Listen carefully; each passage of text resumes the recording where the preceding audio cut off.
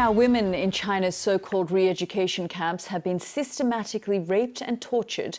That's according to first-hand accounts obtained by the BBC. It's estimated more than 1 million men and women have been detained in the camps in China's northwest Xinjiang region. China claims the camps are re-education centres to de-radicalise Uyghurs and other Muslim minorities.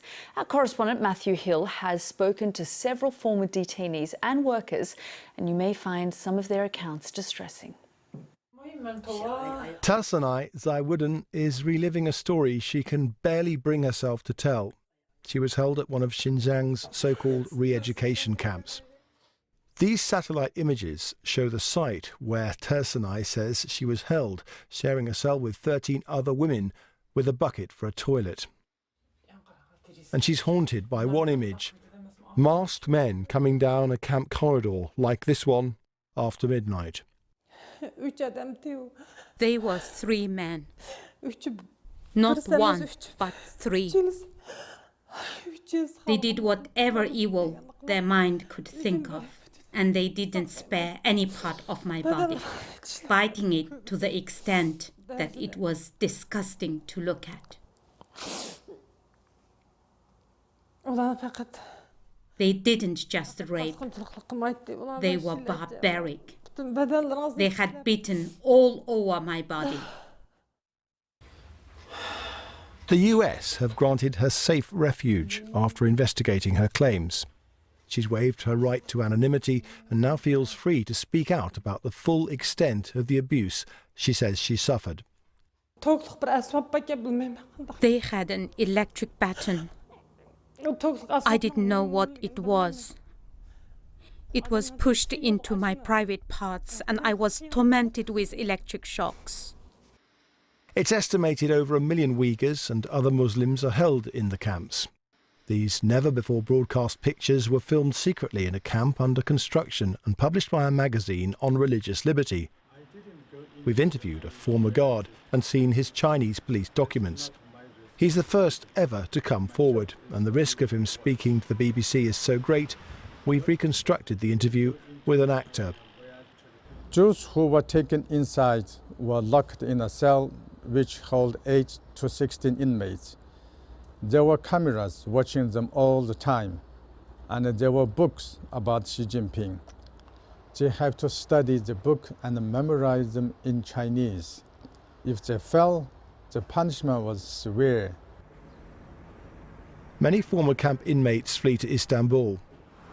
Some talk of having to choose between punishment or being complicit in these crimes. I worked 6 months as a cleaning worker for the women. Han Chinese men would pay money to have their pick of the pretty young inmates. This was the first time Gulzira has told anyone the full extent of what she says she was forced to do. My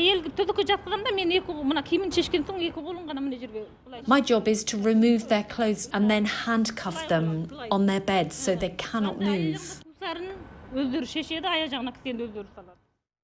We can't say if the rape is approved by the camp commanders or even by those more senior, but the accounts of the many women I've spoken to include gang rape in public and are similar in brutality. The Uyghur rights group that helped Tarsanai get to America say their full stories don't emerge until later. Survivors of the camps have told of horrific tortures. Very often sexual abuse, however, is told in less detail. It's traumatic to remember, and women are often afraid of bringing shame to their own family members. The Chinese government said in a statement that the Xinjiang camps offered vocational and educational training to tackle extremism and terrorism. It did not address directly the accusations of rape and torture, but it added the Chinese government attaches great importance to women's rights. Lies and absurd accusations, including mass detention, do not hold water. It is very obvious. Their goal is to destroy everyone. And everyone knows it. These women are done. Much of the testimony of the women, like Tarsanai I've spoken to, is too disturbing to broadcast. But it's important, they say, that the world knows what's happened to them. Matthew Hill, BBC News. You can read the BBC's exclusive report on the Uyghurs with more eyewitness accounts and analysis on our website. Just go to the usual place, bbc.com, and it's in the World News China section.